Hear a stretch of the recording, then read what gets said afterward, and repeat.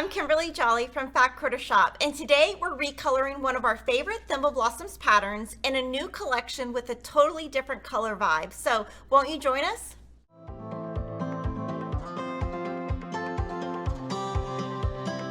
To make this quilt, you need 2 layer cakes, 2 1/4 yards of a background, 3/4 yards binding, and 4.5 yards of your backing. And of course you need the Rosemary pattern by Thimble Blossoms.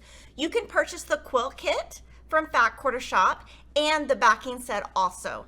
After you have all your fabrics and your pattern, let's get sewing. To make this quilt, you are going to need to purchase the Rosemary cutting instructions from Thimble Blossoms. We have it available as a paper pattern and a PDF pattern at Fat Quarter Shop.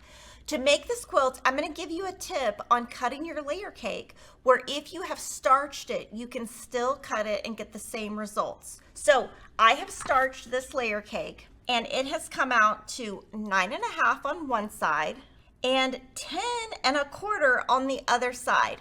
That's very typical. And from this layer cake, you're going to need 3 cuts.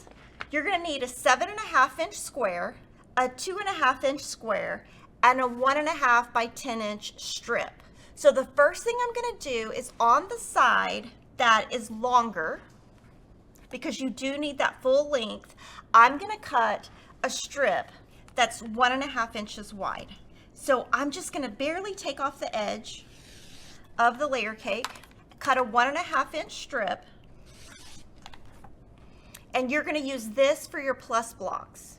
Then you're going to need a 7.5 inch square and a 2.5 inch square, and you're going to be able to get those easily because that long side was 10.25. If you're not able to get that, you want to get your full 2.5 inch square, and then you can live with a slightly smaller 7.5 inch square because of the way the pattern is written. So I'm going to cut the 7.5 inch square. Today we're sewing with the Wild Orchid collection by Blackbird Designs, and it's a nice antique collection that is totally different than the original quilt that Camille made. And we just want to show you how the same pattern can give totally different looks. So here is what your layer cake is going to look like. You're going to use these 2 pieces right here for your plus block, this piece for your half square triangle block, and then you're not going to use this piece. Once you get used to cutting all of your squares, you can start stacking them and cut more than one at a time. And then now you're going to take your background and you're going to cut all the rest of the pieces called for in the pattern, and I'm going to show you how to put the block together. The first step in this quilt is to make half square triangles. You're going to take 2 different 7.5 inch squares, place them right sides together. You're going to draw a line from corner to corner, and then you're going to sew a 1/4 inch away from each line. So to make that easy, I like to draw 3 lines.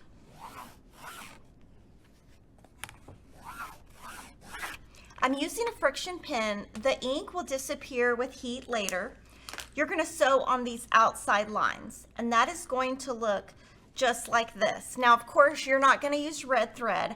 I would suggest using a gray or a dark brown thread for this quilt and not a cream. Once you have those 2 lines sewn, you're going to cut the center, and from each of these you're going to get 2 half square triangles. We're going to iron this, and then we're going to trim them down. Now we're going to trim this to 6.5 inches square. So I like to use a Creative Grids ruler and just place this on top. You'll want to have this diagonal line on the ruler on your fabric, and you're going to trim this down. And this is why I was saying if your layer cake shrinks a little bit too much, you can always make that 7.5 inch square slightly smaller because you have room to trim down. You're going to be making 72 half square triangle blocks for the entire quilt. Now let's move to the plus blocks. To make your plus block, you're going to take a 1.5 inch strip of your background and then the 1.5 inch strip you made with your layer cake. You're going to sew those together with a 1/4 inch seam, and then here is going to be your piece. Now you need the full 10 inches for this. What I'm going to do is on the edge, I'm just going to make the slightest cut just to get it nice and trim on one side.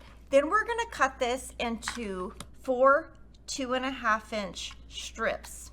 So I've got that one, so there's 2.5, 2.5, and then these last two.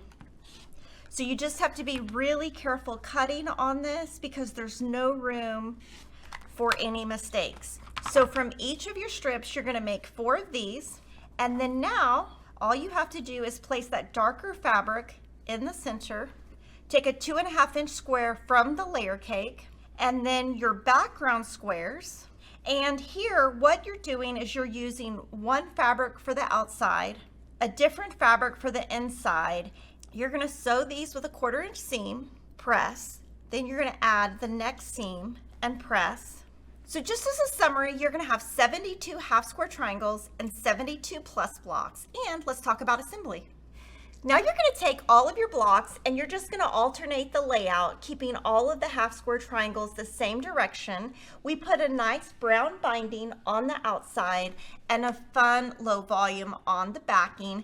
We used a little bit lighter background than you would think you would with the Blackbird design fabric, but when you see it all put together, you can see that lighter fabric really makes your reproduction fabric pop out.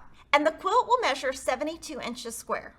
So today we had a lot of fun mixing the Rosemary pattern by Camille Ross Kelly with the Wild Orchid fabric by Blackbird Design. What patterns and designers would you like us to recolor and show you in a video? Make sure you like, comment, and subscribe, and I'll see you next time.